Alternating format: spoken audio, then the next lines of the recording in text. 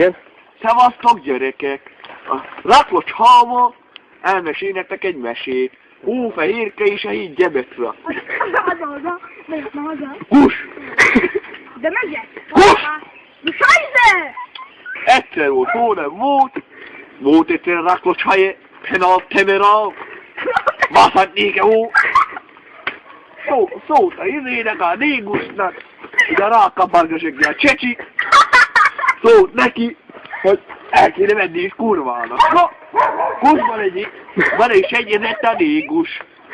No, a Négus beültette a Vatika mellé. Fölvigye őt a 21-esre. Aztán eltévedtek, találkoztak a 7 fattyúval.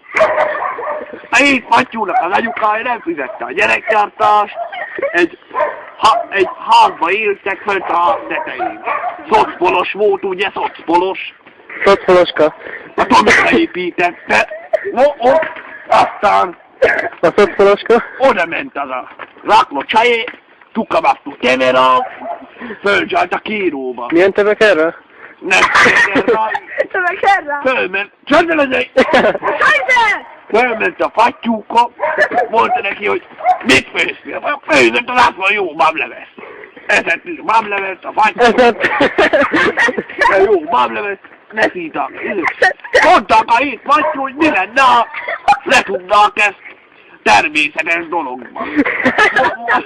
Aztán mondta neki az a hópehelyke, hogy ne tudhassuk be egy ezres tápfej fröccsre. Meg is egyeztek, szana szétkúrelta. Szana, halljak meg, ilyen pecke volt utána.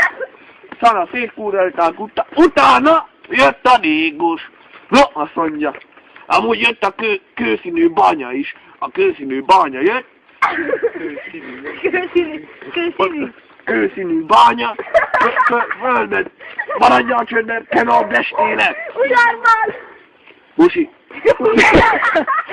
Aztán fölcsalt a Négus a fattyúkhoz. No, azt mondja, szétkúreltátok a romnyimat, most majd ide a pénz. Mondta az a 7 fattyú, hogy honnan, Moreka? Nem lavarol azt a faszopó fejedet, hát honnan? Ó, azt mondja, azért meghalsz, rohadjak meg, hogy megpusztul. Úgy is volt.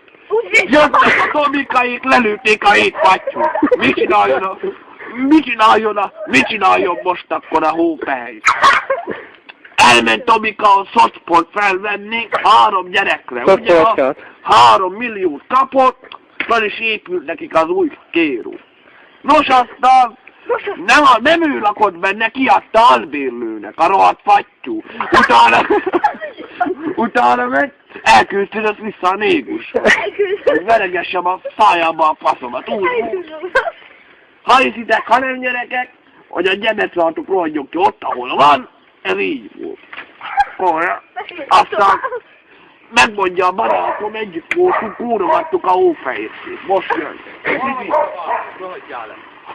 Milyen váltunk? Ja, meg a váltum a kocsira, a Négusnak. A tökre baszta hófehérke. Lassan lejár az idő. Jó van, köszönöm, hogy